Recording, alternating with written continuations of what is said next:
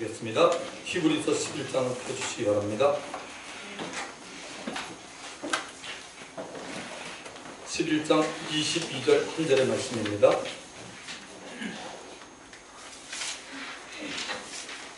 366페이지가 되겠습니다. 자, 하나님의 말씀을 우리 함께 읽겠습니다. 시작. 믿음으로 요셉은 임종시에 이스라엘 자손들이 떠날 것을 말하고 또 자기 뼈를 위하여 명하였으며. 제목은 믿음의 사람 요셉입니다. 여러분 주보에 보면 믿음의 사람 요셉하고 거기 가로를 쳐서 1이라고 적었습니다. 그 얘기는 요셉의 얘기가 계속된다는 얘기지 않습니까? 자, 앞으로 몇 주 동안 믿음의 사람 요셉에 대해서 함께 살펴보며 하나님의 은혜가 우리 모두에게 임하기를 주의 이름으로 축원합니다. 자, 본문을 다시 보면 믿음으로 요셉은 임종시에 이스라엘 자손들이 떠날 것을 말하고 또 자기 뼈를 위하여 명하였습니다. 요셉은 임종 때도 믿음으로 마지막 순간인 죽음을 맞이합니다. 그 증거는 이스라엘 자손들에게 애굽에서 떠날 것을 말했다는 것이 증거입니다. 애굽에서 떠나야 하는 것이 당연한 일로 믿었기에 자신의 뼈도 가지고 약속의 땅 가나안으로 들어가라고 명령합니다. 이스라엘 자손들에게 애굽을 떠나라고 한 말이 무슨 말입니까? 에덴 동산에서 아담이 하나님의 말씀에 불순종하는 죄를 범한 결과 아담 이후의 모든 인간에는 죄가 왕이 되어 인간의 삶을 계속 조종하게 되었습니다. 물론 그 죄는 흑암의 권세자인 사단으로부터 온 겁니다. 하나님께서는 죄가 사람들에게 어떤 영향을 미치는지 여러 가지 모양으로 사람들을 테스트해 보았습니다. 아무도 하나님의 의의 기준에 이르지 못하고 엉뚱한 일만 하고 악한 계획을 꾀하니 자꾸 죄는 눈덩이같이 커지고 있었습니다. 아담의 아들 가인이 동생 아벨을 죽이는 일로 시작해서 바벨탑을 쌓고 자신들의 이름을 내겠다는 욕망의 포로에 사로잡혀 있는 사람들을 향하여 하나님은 언어를 혼잡하게 만들어서 흩어져 살게 합니다. 이러한 죄인들을 살리며 하나님의 사랑과 약속을 주시기 위해서 하나님께서 한 사람을 일방적으로 불러주었습니다. 그 사람은 아브라함입니다. 하나님과 아브라함과의 인연은 이렇게 시작이 되고 있습니다.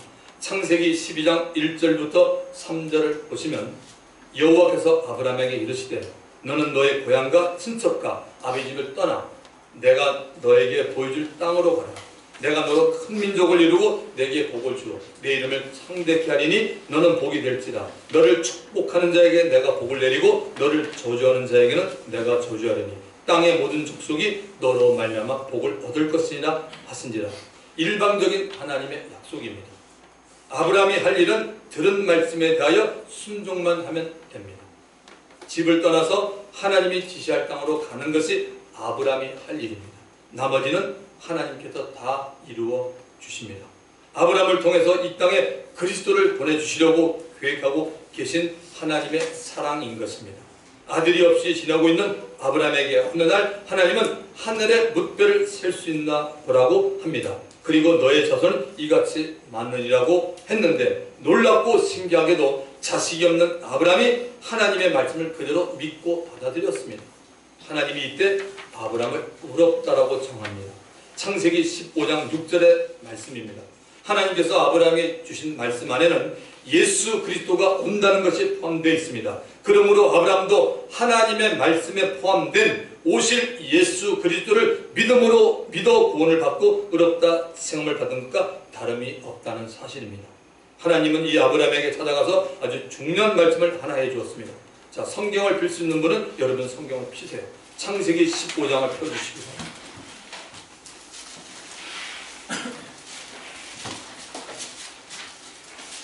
창세기 15장 13절부터 16절의 말씀이 되겠습니다. 여호와께서 아브라함에게 이르시되 너는 반드시 알라.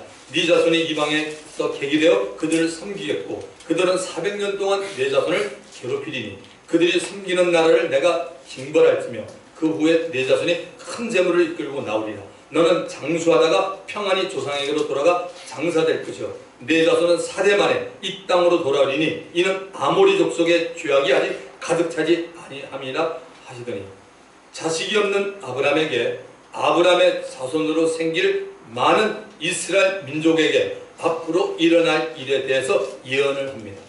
이스라엘 민족이 언젠가는 애굽의 밑에 들어가게 되고 그곳에서 400년을 노예 생활할 것을 하나님은 미리 알려주었습니다. 그 400년을 지나서 다시 아브라함이 지금 살고 있는 가나안에 들어온다고 예언을 하고 있는 내용입니다. 왜 하나님이 400년 동안이나 애굽 밑에서 지내야 된다고 했습니까? 우리는 정확히 알 수 없지만 성경의 문맥을 통해서 알 수 있는 것은 가나안에 살고 있던 원주민들이 있습니다. 7 원주민들이 살았는데 7 족속의 원주민들이 살았는데 그들의 죄악을 말할 때 보통 아모리 족속의 죄라고 말합니다. 그래서 하나님은 그 영혼들이 한 영혼이라도 하나님 앞에 돌아오기를 400년 동안을 하나님이 참아주셨다는 사실을 여러분은 아셔야 합니다. 하나님이 한 영혼이라도 더 구원하기 위해서 400년 동안을 기다리시고 또 그동안에 하나님의 뜻한 계획 속에서 이스라엘 민족은 애굽에서 종살이 하게 됩니다. 하나님께서 아브라함에게 주신 약속은 그 아들 이삭에게 또 이삭의 아들 야곱에게 야곱의 아들 요셉에게 내려갑니다. 요셉이 임종할 때 이스라엘 모든 가족들은 다 애굽에 살고 있었습니다. 아직까지 아브라함에게 한 약속이 성취되지는 않았지만 요셉은 이 약속이 반드시 이루어질 것을 믿었기에 눈을 감는 순간에도 믿음으로 자신이 죽고 난 후 자신의 유고를 가지고 이스라엘 백성 모두가 애굽을 떠나가라고 명령으로 유언을 내렸습니다. 요셉이 죽을 때 이스라엘 자손과 자기 식구들에게 하나님의 약속을 믿으라고 예언을 하였다면 은혜의 시대 살고 있는 저와 여러분들은 더더욱 우리의 자손과 식구와 주위에 아는 사람들에게 담대히 하나님의 남아있는 약속에 대해서도 믿음으로 선포해야 될 줄 믿습니다. 아멘. 남아있는 약속이 무엇입니까? 반드시 예수님이 이 땅에 다시 온다는 약속입니다. 믿으십니까? 예수님이 이 땅에 오는 이유가 무엇입니까? 심판을 하러 오신다고 성경은 말하고 있습니다. 예수를 이미 믿었던 사람은 본이 되고 믿지 않은 사람은 심판하신다고 말합니다. 믿지 않았던 사람은 그간 모든 행위에 대해서 하나님의 심판을 받고 영원한 지옥에서 멸망을 당한다고 성경은 말합니다. 요셉이 처음부터 믿음이 좋았던 사람은 여러분 아니었습니다. 믿음이 자라갔습니다. 요셉의 일장을 보면서 그 믿음을 본받아갈 때 우리들도 하나님의 은혜로 믿음이 자라갈 수 있습니다. 창세기를 보면서 요셉에 대해서 보도록 합니다. 결론부터 한번 볼까요? 결론은 창세기 50장 20절에 정확히 나와 있습니다. 창세기 50장 20절에 보면 당신들은 나를 해하려 했으나 하나님은 그것을 선으로 바꾸사 오늘같이 많은 백성의 생명을 구원하게 하려 하셨나니라고 분명히 말합니다. 요셉은 그의 생에 있어서 하나님을 한마디로 선하신 분이라고 말합니다. 이 고백은 바로 사도 바울이 로마서 8장 28절에 했던 것과 동일합니다. 우리가 알거니와 하나님을 사랑하는 곧 그 뜻대로 부르심을 입은 자들에게는 모든 것이 합력하여 선을 이루리라고 말합니다. 여러분 이 말씀 믿으십니까? 우리 옆 사람에게 이렇게 한번 말해봅시다. 하나님은 선하신 분입니다. 자, 그러면 이렇게 한 번 더 말합시다. 하나님의 선하심을 맛보며 살고 있습니까? 라고 물어보세요. 옆에 있는 분이 어떻게 말합니까? 밝고 자신있게 말하는 사람은 하나님의 선하심을 지금 경험하고 사는 사람입니다. 우리 모두에게 하나님의 선하심이 따르기를 예수님의 이름으로 축원합니다. 자, 요셉은 야곱의 11번째 아들입니다. 요셉의 이름의 뜻은 여러분 두 가지가 있습니다. 혹시 여러분의 이름의 뜻은 무엇입니까? 요셉의 이름의 뜻은 두 가지인데 하나는 첫 번째는 시슴이라는 뜻을 가지고 있습니다. 원래 요셉의 어머니 라헬은 오랫동안 아이를 갖지 못해서 부끄러움으로 말미암아 요셉을 놓으면서 그 이름을 시슴이라는 뜻으로 요셉이라는 이름을 지었습니다. 그러니까 여자가 당시 아이를 갖지 못하니까 부끄러움을 가지고 있다가 요셉을 낳아서 요셉으로 말미암아 그 부끄러움이 씻어졌다는 거죠. 또 하나는 더함이라는 뜻이 있습니다. 영어로 하면 add입니다. 뭐냐? 요셉 위에 다른 아이를 더해달라는 소원에서 비롯된 이름입니다. 그래서 하나님께서 그 소원을 들어주셔서 요셉의 동생이 누구죠? 베냐민이 출생하게 됩니다. 그래서 여러분들도 아이를 더 갖고 싶으면 뭐 이미 나이 많으신 어머니들은 희망이 없지만 죄송합니다. 우리 청년들 아직 많으니까 여러분들도 아이를 더 갖고 싶으면 아이의 이름을 요셉이라고 지어주세요. 이거 오늘 장난으로 듣지 말고 심각하게 들으세요. 여러분 아이 이름을 요셉이라고 지으시고 좋습니다. 요즘 교회가 참 붕대기가 어렵습니다. 아이라도 많이 낳아서 붕대면 정말 좋겠습니다. 그게 다 힘이죠, 여러분. 애를 많이 낳으면 확실한 부흥입니다. 그것처럼 확실한 부흥은 여러분 없습니다. 부모님의 신앙이 있다면 자녀들 당연히 주님 앞에 인도할 거 아닙니까? 자, 창세기 37장으로 가보겠습니다. 1절과 2절을 보고 성경을 좀 넘기기 어려운 분은 여기 스크린을 보면 됩니다. 창세기 37장 1절과 2절에 보면 야곱이 가나안 땅 곧 그 아버지가 버려진 땅에 거주했으니 야곱의 족보는 이러하니라. 요셉이 17세 소년으로서 그의 형들과 함께 양을 칠 때 그의 아버지의 아내들 빌하와 실바의 아들들과 더불어 함께 있었더니 그가 그들의 잘못을 아버지에게 말하더라고 기록되어 있습니다. 야곱은 아버지 이삭이 살았던 가나안 땅에 살았습니다. 성령께서 야곱의 집안 가계를 말하고 있는데 형들의 얘기는 쑥 빠지고 요셉의 얘기가 먼저 나옵니다. 요셉을 통해서 하나님의 약속이 이루어져야 하기 때문입니다. 요셉이 17세부터 하나님께 쓰임받기 시작합니다. 요즘으로 보면 고등학교 1학년, 2학년 정도가 됩니다. 사랑하는 성도 여러분, 여러분의 자녀들에게 많은 관심 가지시기 바랍니다. 하나님은 얼마든지 나이에 관계없이 사람을 부르시는 좋으신 하나님입니다. 어릴 때부터 하나님의 은혜 가운데 있다는 것은 큰 복인 것입니다. 요셉이 형들의 잘못을 감싸주기보다는 오히려 고자질하고 있는 모습이 나옵니다. 왜 그럴까요? 아마 나이가 어리고 아버지 야곱의 사랑을 독차지하기 위해서인지도 모르겠습니다. 자, 창세기 37장 3절을 보시면 요셉은 노년에 얻은 아들이므로 이스라엘이 여러 아들보다 그를 더 사랑함으로 그를 위하여 채색 옷을 지었더니, 여러분 구약 성경을 보다가 야곱의 이름이 나오다가 갑자기 이스라엘로 바뀌면 똑같은 이름입니다. 야곱의 이름이 기도에서 바뀐 게 이스라엘 아닙니까? 자, 여기에 보면 여러분 인간의 마음이 나옵니다. 아버지 야곱으로서는 있을 수 있는 이름이다. 나이 들어서 그것도 원래 야곱이 가장 사랑했던 여인이 누구냐면 라헬입니다. 그 라헬이 힘들게 낳은 아들입니다. 야곱이 라헬을 얼마나 사랑했는지 여러분 아시죠? 7년을 7일같이 일할 정도로 라헬을 그렇게 사랑했습니다. 그러한 아내 라헬에게서 나이가 많이 든 야곱이 아이 요셉을 가졌으니 이 요셉이 얼마나 이 야곱에게는 사랑스러운 아이겠습니까? 이것이 되게 늦게 아이를 본 부모의 입장일 겁니다. 그렇게 야곱이 요셉에게 채색옷을 지어준 것은 아주 당연한 일입니다.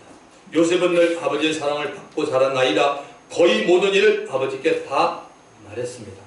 더구나 얼마 전에 야곱의 아들들이 아주 나쁜 일을 해서 야곱과 이스라엘 하나님의 이름을 욕되게 한 일이 있습니다. 하나님의 백성답게 살지 못한 어리석은 행동을 야곱의 아들들이 자행했습니다. 야곱이 외삼촌 집에서 20년을 살다가 고향 브엘세바로 돌아오는 길입니다. 그런데 그가 고향으로 내려가는 도중에 세겜이라는 곳에 머물렀습니다. 잠시 그곳 세겜에서 쉬었다가 어서 고향으로 돌아갔으면 좋았을 터인데 세겜에서 장막을 짓고 살기 시작합니다. 세겜은 그들이 가지 말아야 할 장소였습니다. 그러나 그들은 그곳에서 장막을 짓고 살기 시작합니다. 야곱에게는 12아들 외에 디나라는 이쁜 외동딸이 있었습니다. 하루는 그 디나가 그 동네에 사는 여자들을 한번 만나러 밖에 나갔다가 그 동네 추장인 세겜에게 붙잡혀서 겁탈을 당하게 됩니다. 이 일을 들은 야곱의 아들들은 복수에 칼을 갈고 있었습니다. 아니 이놈들이 미쳤지. 이슬기에 빠진 이방놈들이 감히 하나님께서 택하신 우리 민족을 건드려? 하나밖에 없는 우리 여동생을 건드려서 너희들 가만 안 둔다 라고 분개하면서 복수의 칼을 갈고 있었습니다. 그런데 그 추장했던 세겜은 정말로 야곱의 딸 디나에게 마음이 빼앗겼고 그녀를 사모하여 혼인을 치르고 싶어하는 겁니다. 이때 야곱의 아들들이 결혼을 시키겠다는 조건으로 세겜에게 한 가지 청을 합니다. 당신들 모두가 이스라엘 민족처럼 남자들이 전부 할례를 받으면 우리도 너희와 함께 하면서 같은 민족이 되겠다고 제안합니다. 세겜 사람들은 이들이 하나님의 백성이기 때문에 그들의 말을 신뢰했습니다. 모든 남자들이 전부 다 할례를 받았습니다. 성경에 보면 제3일째 된 날이 가장 고통스러운 날이라고 말하고 있습니다. 이때를 기다려서 이스라엘이 세겜 사람들 진영에 쳐들어갑니다. 신음함에 앓고 있는 모든 세겜 남자를 다 죽이고 세겜도 죽이고 자녀와 아내들을 사로잡고 들어가서 모든 물건을 다 노략질해 갔습니다. 나중에 이 사실을 전해들은 아버지 야곱이 자식들에게 화를 내고 꾸짖습니다. 창세기 34장 30절에 이런 말이 나옵니다. 야곱이 시몬과 레위에게 이르되 너희가 내게 화를 끼쳐 나로 하여금 이 땅의 주민 곧 가나안 족속과 브리스 족속에게 악취를 내게 하리로다. 나는 수가 적은즉 그들이 모여 나를 치고 나를 죽이리니 그러면 나와 내 집이 멸망하리라. 후에 야곱과 그의 가족들은 하나님의 은혜로 세겜에서 나오게 되고 하나님 앞에 나가 제사를 드리며 회개하게 됩니다. 이처럼 야곱은 아들들에 대해서 정말로 좋은 감정을 갖고 있지 않았습니다. 이들이 하나님의 이름을 더럽혔고 자신 야곱의 이름을 더럽힌 일을 했기 때문에 그렇습니다. 성경은 뭐라고 말합니까? 악을 악으로 갚으면 안 된다라고 말합니다. 우리 예수 믿는 하나님의 백성들은 악을 반드시 선으로 갚으라고 말합니다. 구약에서도 이는 이로 갚으라고 하지 않습니까? 한 사람의 잘못을 가지고 전부를 멸망시킨 것은 참으로 악한 행동입니다. 창세기 37장 4절을 보십시오.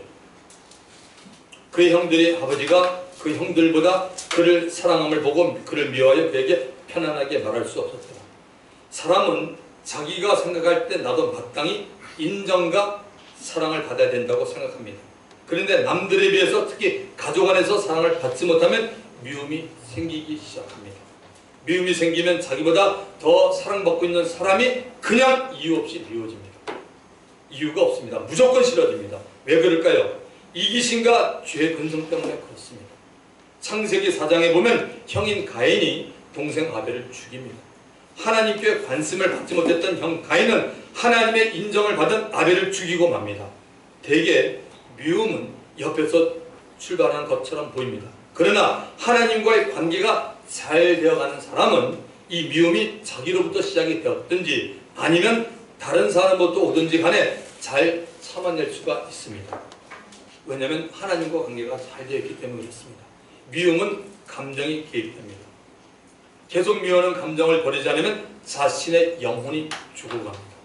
감정을 잘 다스리지 못하면 화가 나게 되고 어떤 경우는 이 화가 터져버리는 경우가 있습니다. 이쯤 되면 말이 정말 싸납게 나옵니다.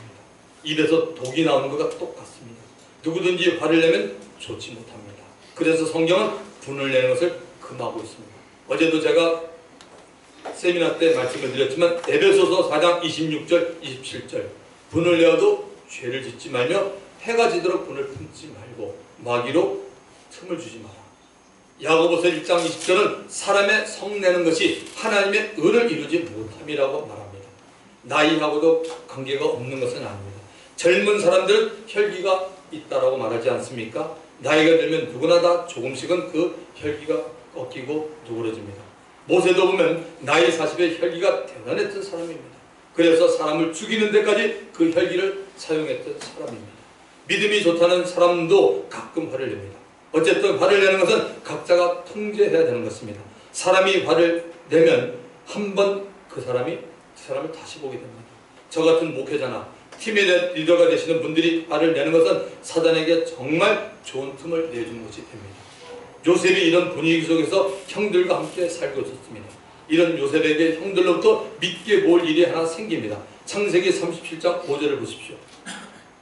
요셉이 꿈을 꾸고 자기 형들에게 말하며 그들이 그를 더욱 미워하더라고 말합니다.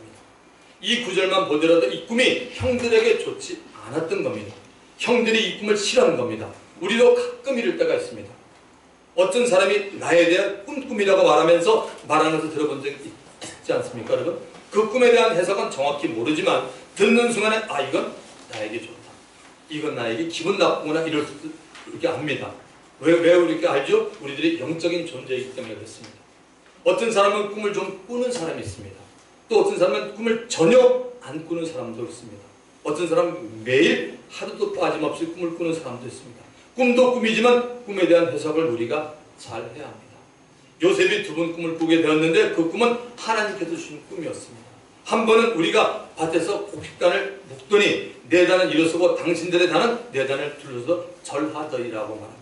또 한 번은 해와 달과 11별이 내게 절을 합니다라고 말합니다. 요셉은 이 꿈에 대해서 아버지 야곱에도 말해서 꾸중을 들었습니다. 해는 아버지 야곱을 말하고 달은 요셉의 어머니고 11별은 요셉의 형제들입니다. 모든 가족들이 요셉 앞에 무릎을 꿇게 된다는 이 얘기입니다. 결국 이 꿈의 내용대로 나중에 하나님의 약속이 이루어집니다. 창세기 37장 11절을 보시기 바랍니다. 아주 중요한 말씀입니다. 그의 형들은 시기하되 그의 아버지는 그 말을 간직해 두었더라. 이런 구절은 여러분 배워두시면 정말 좋습니다. 아주 짧지만 큰 파워가 있는 말씀입니다. 형들에게 있어서 요셉의 존재는 아주 대수롭지 않은 그냥 동생입니다. 귀찮은 동생입니다. 맨날 꿈이나 헛소리하는 동생입니다. 그러나 아버지 야곱은 요셉을 깊이 생각합니다. 그러므로 요셉의 말을 마음에 두었던 것입니다. 여러분들도 알잖아요. 친구들과 무슨 대화하다가도 여러분이 같은 동년배지만 내가 저 친구를 정말 내가 존경하고 좀 생각한다면 저 친구 말을 갖고 내가 신뢰하는데 뭐 내일 들어도 저 친구 맨날 말해서 말만 편들어 하지 지키지 않으면 뭐예요? 듣긴 들어도 그냥 전혀 상관하지 않지 않습니까? 그래서 야곱은 요셉의 말을 마음에 두었던 겁니다. 아버지라도 아들의 말을 마음에 두었습니다. 서로의 신뢰 관계죠. 형들과의 관계로 인해서 요셉 앞에는 장애물과 어려움과 역경이 기다리고 있습니다. 사랑하는 성도 여러분, 이 드라마를 지금 연출하고 이끌어가는 분이 누굽니까? 살아계신 하나님입니다. 믿으시면 아멘. 우리는 이 사건을 여러 번 읽고 듣고 해서 아는 내용입니다. 요셉의 입장은 어떨까요? 요셉은 이 사실을 알고 있을까요? 전혀 모릅니다. 저와 여러분, 우리들의 앞뒤를 압니까? 모릅니다. 그러나 많은 사람들이 지금까지 살아온 삶을 근거로 해서 앞으로 살면서 내 욕심만 버리면 모든 것이 잘 되지 않을까라고 생각합니다. 삶이 여러분을 끌고 가면 안 됩니다. 이게 중요한 말씀입니다. 다시 한번 말씀드릴게요. 삶이 여러분을 끌고 가면 안 됩니다. 이게 세상 사람들의 방법입니다. 삶이 그 사람을 끌고 가는 사람은 아직도 예수 안에 있는 자유함을 모르는 사람입니다. 오히려 그 사람이 하나님의 은혜로 삶을 끌고 갈 때 그 사람은 정말 예수님의 말씀한 자유함을 만끽하고 살아가는 사람입니다. 이 요셉은 하나님께서 자신의 준 꿈이 확실히 이루어질 것을 믿고 바라보았다는 말입니다. 세월이 많이 지나갔습니다. 요셉은 형들의 시기로 말미암아 미디안 사람들에게 팔려서 애국으로 끌려갑니다. 아버지 야곱은 요셉이 죽었다는 거짓 보고를 듣고 남은 생애를 눈물로 한숨으로 마음 아프게 지내고 갑니다. 창세기 37장 36절을 보십시오. 그 미디안 사람들은 그를 애굽에서 바로의 신하 신이 대장 보디발에게 팔았더라. 요셉이 지금 어디로 팔려갑니까? 바로왕을 경호하고 있는 경호 책임자에게 팔려갑니다. 어떻습니까? 우연인 것 같습니까? 정확히는 알 수 없지만 요셉의 처량한 가운데 하나님이 서 있는 모습을 보는 것 같습니다. 창세기 39장 1절부터 3절까지의 내용을 보면 요셉이 이끌려 애굽에 내려가며 바로의 신하 시대장 애굽 사람 보디발이 그를 그리로 데려간지라. 이스마엘 사람의 손에서 요셉을 산이라. 여호와께서 요셉과 함께 하심으로 그가 형통한 자가 되어 그의 주인 애굽 사람의 집에 있으니 그의 주인이 여호와께서 그와 함께 하심을 보며 또 여호와께서 그의 범사에 형통케 하심을 보았다라고 말하고 있습니다. 여기 보시면 누가 형통한 자가 됩니까? 여러분, 하나님이 함께하는 자가 형통한 자가 되면 우리는 알 수 있습니다. 하나님을 의지하지 않는데 우리가 형통이라고 말하면 안 됩니다. 혹 어느 기간 동안은 모든 일이 자신의 생각과 계획대로 잘 될 수 있습니다. 그러나 그것은 결코 오래가지 못합니다. 내 뜻대로 생각하는 것이 다 이루어지는 것이 꼭 좋은 것이 되지 못합니다. 하나님의 뜻대로 이루어지는 것이 좋은 것입니다. 말씀을 깊이 묵상해보면 혹은 듣는 가운데서도 듣는 자에게 주는 하나님의 뜻과 음성이 포함되어 있습니다. 그 뜻에 순종만 하면 우리 모두는 다 복을 받습니다. 창세기 39장 4절을 가보도록 합니다. 창세기 39장 4절입니다. 요셉이 그의 주인에게 은혜를 입어 섬기네. 그가 요셉을 가장 총무로 삼고 자기 소유를 다 그의 손에 위탁하니라고 말합니다. 요셉이 그곳에서도 하나님을 믿지 않는 사람인 보디발을 섬겼습니다. 그 결과 요셉은 그 장군의 가정을 다지는 가정총무가 되었습니다. 집안의 모든 경영을 맡게 되었다는 말입니다. 신실한 사람이었다는 겁니다. 아주 충성스러운 사람이었다는 겁니다. 예수를 믿는 사람들이 그 향기를 밖에서 나타내면 하나님께서 그 사람을 그가 속한 곳에서 자꾸만 높여주십니다. 믿으시기 바랍니다. 하나님의 방법대로 살면 저와 여러분, 우리는 예수 안에서 정말 멋진 인생을 살아갈 수 있습니다. 요셉 한 사람으로 인해서 보디발 장군의 집과 모든 소유에 하나님의 복이 임했습니다. 저와 여러분 한 사람 한 사람이 참으로 중요합니다. 한 사람으로 인해서 많은 사람들이 복을 받게 되었습니다. 항상 긍정적이고 하나님이 함께하는 사람이 되어서 다른 사람들에게 용기와 희망과 소망을 주시는 모든 분들이 되기를 예수님의 이름으로 부탁합니다. 자, 이런 요셉에게 위기가 찾아왔습니다. 창세기 39장 7절부터 9절까지 보시기 바랍니다. 자, 이제 이 부분부터는 우리 어른들도 잘 봐야 되지만 청년들이 정말 잘 봐야 됩니다. 그러면서 나는 이런 사람이 아니라고 당당하지 마세요. 오늘 잘 들으세요. 지금부터. 그 후에 그 주인의 아내가 요셉에게 눈치따다가 동침하기를 청하니 요셉이 거절하며 자기 주인에게 아내에게 이르되 내 주인이 집안의 모든 소유물을 간섭하지 아니하고 다 내 손에 위탁하였으니 이 집에는 나보다 큰 이가 없으며 주인이 아무것도 내게 금하지 아니하였어도 금한 것은 당신뿐이니 당신은 그의 아내입니다. 그런즉 내가 어찌 큰 악을 행하여 하나님께 죄를 지으리까? 라고 말합니다. 바로 요셉을 한 방에 문뜨리려는 사단이 바람기가 있는 보디발 장군의 아내를 이용해서 요셉을 유혹해서 넘어뜨리려 하고 있습니다. 사랑하는 성도 여러분, 우리들이 하나님의 은혜로 일단 하나님의 자녀가 되면 하나님으로부터 오는 시험도 있고 마귀로부터 오는 유혹도 있습니다. 항상 두 가지가 옵니다. 그래서 우리는 분별을 할 줄 알아야 합니다. 하나님으로부터 오는 시험, 테스트는 피할 길이 절대 없습니다. 기억하세요. 절대 피할 길이 없습니다. 피할수록 어려워집니다. 여러분 그런 경험이 있으십니까? 우리의 신앙을 테스트하시려고 하나님으로부터 오는 시험이 있습니다. 그 시험은 절대 피하지 못합니다. 다른 곳으로 가도 똑같은 일이 기다리고 있습니다. 절대 피할 수가 없습니다. 그런 일은 누구에게나 있습니다. 단 한 번으로 끝나는 것이 아닙니다. 여러 번 있습니다. 그것은 하나님께서 원하시기 때문에 하나님께서 우리를 시험하시는 겁니다. 그 목적은 하나님이 우리를 하나님의 원하는 사람으로 만들어가는 과정이고 그를 통하여 좋은 열매가 나타나기 위해서입니다. 여러분 욥기서 23장 10절을 아십니까? 유명한 말씀이죠. 욥기서를 모르는 분도 이 말씀을 알고 있더라고요. 욥기서 23장 10절 나의 가는 길을 오직 그가 아시나니 그가 나를 단련하신 후에는 내가 정금같이 나오리라. But he knows the way that I take. When he has tested me, I'll come forth as a gold. 이거 얼마나 중요한 말씀입니까?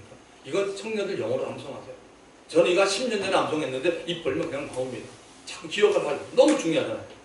하나님께서 우리에게 가는 길을 아시니 그가 우리를 단련하신 후에야 내가 정금같이 된다는 말입니다.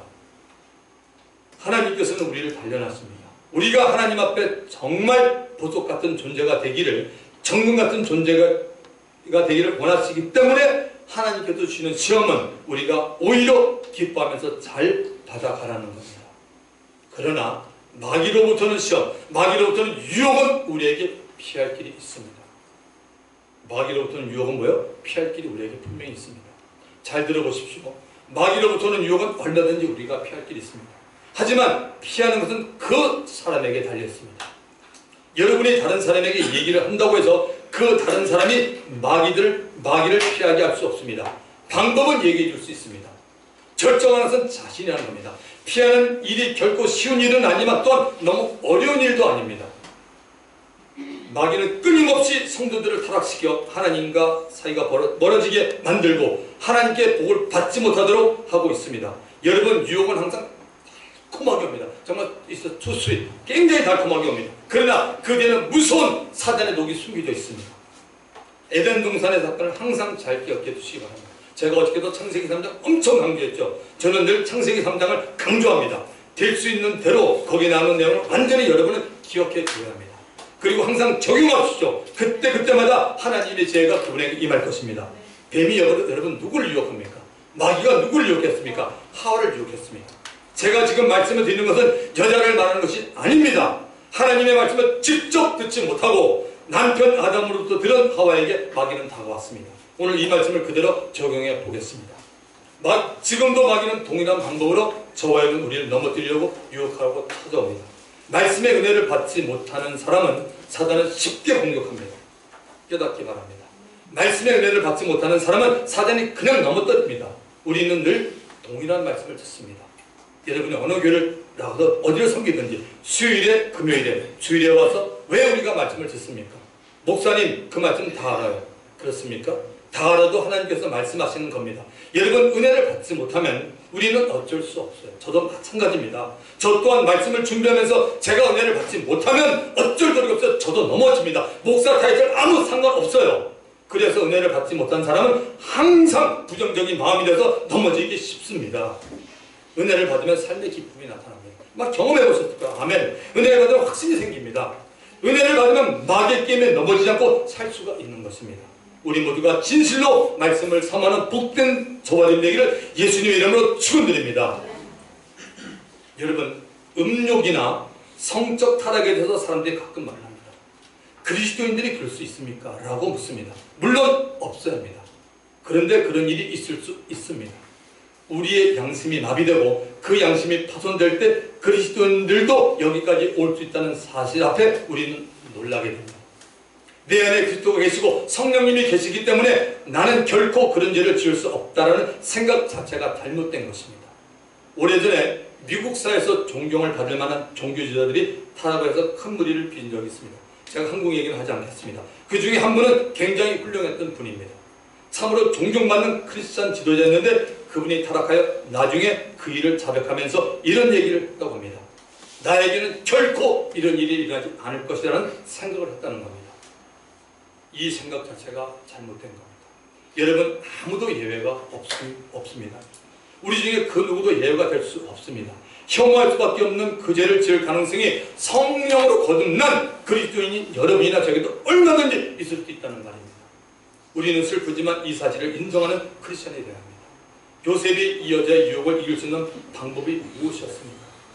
평상시에 요셉은 신앙의 훈련이 잘 되어 있었습니다. 갑자기가 아닙니다. 평상시에 신앙의 훈련이 잘 되어 있어야 합니다. 훈련이 잘 된 사람에게 훈련이 되지 않은 사람이 지게 되어 있습니다. 전쟁도 마찬가지고 모든 원리가 똑같습니다. 아무리 타고난 천재성이 있더라도 훈련을 하고 노력을 한 사람은 반드시 집니다. 제가 시카고에 있어서 농구를 해서 마이클 조던에게 종종 꺼냅니다. 마이클 조던이 시카고 불스에 있다가 한 1년 6개월 동안 시카고 화이트삭스하고 야구를 했습니다. 그리고 돌아왔을 때 잘했나요? 아니에요. 그 다시 옛날로 돌아서 얼마나 필요한 훈련을 했는지 모릅니다. 여러분, 전생할 때 농구에 거야만 신조가 하시기는 그 조울단도 그랬습니다. 천재도 그렇다는 거죠. 우리가 훈련하지 않으면 다 여러분 머리로 빚는 거 아닙니다. 넘어집니다. 여러분, 영계의 일이 보통 일인 줄 아세요? 마귀가 여러분 장난인 줄 아십니까? 여러분, 이미 거기에 속해서 그거 생각조차 못하는 어린 사람, 서건 사람도 많이 있습니다. 그래서 아무리 타고난 천재성이 있더라도 훈련을 하고 노력한 사람에게는 반드시 있습니다. 공부도 운동도 음악도 미술도 신앙도 다 마찬가지입니다. 신앙이 정확한 말씀으로 무장되어 있는 사람과 무장이 되지 못한 사람과는 차이가 많이 납니다. 여러분은 모르실 거예요. 저 정말 알아요. 여러분, 근데 영적인 분은 이 지금 얘기가 뭔지 알 겁니다. 차이가 많이 납니다. 요셉은 패기 있고 힘이 넘치는 청년의 시절을 맞고 있었고 용모도 참 준수했다고 성경은 말하고 있습니다. 요셉 자신이 다른 사람을 유혹할 수 있는 용모지만 요셉은 늘 자신이 하나님 앞에 서 있는 신앙인이었습니다. 하나님이 원하지 않는 모든 성적 관계는 하나님 앞에 큰 죄임을 이미 알고 있던 사람이 요셉입니다. 요셉은 끈질긴 여자의 유혹을 계속 피했습니다. 마귀는 자기가 계획한 대로 요셉을 넘어뜨리지 못하고 못하자 그 여자로 하여금 요셉이 겁탈을 한 것처럼 누명을 씌워서 감옥에 들어가도록 합니다. 요셉의 삶이 나아지는 것 같이 보이다가 한순간 억울한 누명을 쓰고 더 어려워지게 되었습니다. 사랑하는 성도 여러분, 지금 요셉의 하나님은 어디에 계십니까? 창세기 39장 21절 22절을 보시기 바랍니다. 여호와께서 요셉과 함께 하시고 그에게 인자를 더하사 간수장이 은혜를 받게 하시며 간수장이 옥중 제수를 다 요셉의 손에 맡김으로 그 재반 사물을 요셉이 처리하고라고 되어 있습니다. 하나님께서 요셉과 함께 감옥에 계셨고 요셉에게 인애와 자비를 더 베풀어 주었습니다. 감옥을 책임지고 있는 간수장에도 하나님의 은혜가 있었기에 간수장이 옥중에 있는 죄수를 다 요셉의 손에 맡기고 모든 업무를 요셉이 돌아보도록 배려를 해주었습니다. 사랑하는 성도 여러분, 왜 하나님의 은혜가 요셉을 따라다니고 있었습니까? 하나님은 요셉에게 관심이 있었습니다. 더구나 이 사람 요셉이 하나님의 이름을 자랑하는 행동을 하고 하나님의 이름 앞에 부끄러운 행동을 하지 않았기에 하나님께서 가만히 계실 수가 없었다는 사실입니다. 하나님이 이 요셉을 붙들고 있기에 요셉이 어디를 가든지 요셉을 위해서 요셉이 만나는 사람들이 복을 받게 되었고 요셉을 도와주도록 하나님이 위해서 역대했다는 사실입니다. 제발 믿으시기 바랍니다. 말씀을 정리합니다. 17세 나이에 하나님께서 일방적으로 요셉을 불렀습니다. 요셉의 모습은 좀 특별했습니다. 꿈으로 하나님께서 그를 불러주었습니다. 요셉은 이날 이후로 꿈꾸는 자라 별명을 얻게 됩니다. 형들의 시기로 인해서 미디안 상인에게 넘겨졌고 결국 다시 애굽으로 팔려가게 되었습니다. 바로의 경호실 책임자로 맡고 있는 보디발 장군의 집에 머물게 되었고 요셉의 근면성과 정직성과 성실성에 반한 보디발은 요셉에게 가정의 모든 것을 다 맡기게 합니다. 어느 날 요셉에게 엄청난 시련이 다가왔습니다.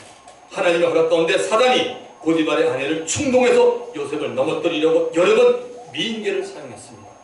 평상시에 신앙의 훈련이 잘 되어 있었고 하나님을 경외했던 요셉은 여자의 유혹에 넘어지는 것이 하나님께 큰 죄를 짓는 것이라는 생각을 늘 가지고 있었습니다. 여러분 이 생각을 늘 가지시기 바랍니다. 사람은 앞일을 모릅니다. 신앙에 자만하지 마시기 바랍니다. 저도 마찬가지입니다. 이것을 항상 마음에 중심에 두시기 바랍니다.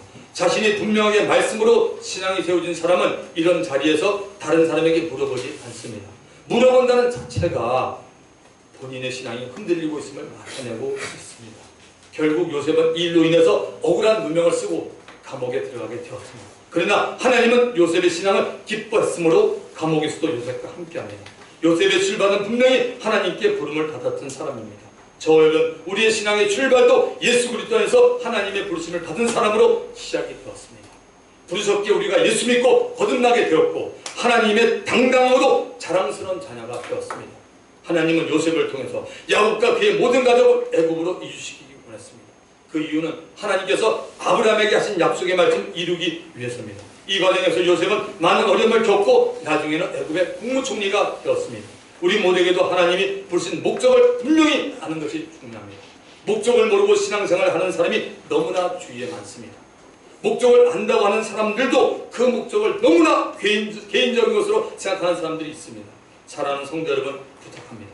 목적이 있으면 그 목적을 위해서 앞으로 달려가면 주 앞에 최선의 삶을 살기를 주의 이름으로 축원합니다. 요셉은 고비 때마다 하나님의 선한 분임을 믿었습니다. 그리고 하나님 앞에 경건한 생활을 항상 유지했고 하나님의 은혜를 구하며 살았습니다. 요셉을 이끄신 하나님은 오늘 저와 여러분의 아버지입니다. 기억하십시다. 신앙생활은 편하고 쉬운 것은 아닙니다. 그러나 예수님을 진정으로 사랑하고 헌신하는 마음을 가진 사람에게는 신앙생활이 결코 어렵지 않음을 발견하게 될 것입니다. 하나님이 늘 그 사람과 동행해 주기 때문입니다. 하나님의 약속을 믿고 따르는 복된 성도들이 다 되기를 예수님으로 부탁합니다. 오늘 이 시간 말씀을 생각하면서 우리 통성을 기도합니다. 특별히 오늘 성찬으로 주님 앞에 영광 드리는 날입니다. 주님 한번 부르고 오늘 말씀을 듣는 것 기억하면서 우리 기도합니다. 주여 하나님 안에 감사드립니다. 한량없는 주의 영화 사랑 가운데 우리 감사하는 예수님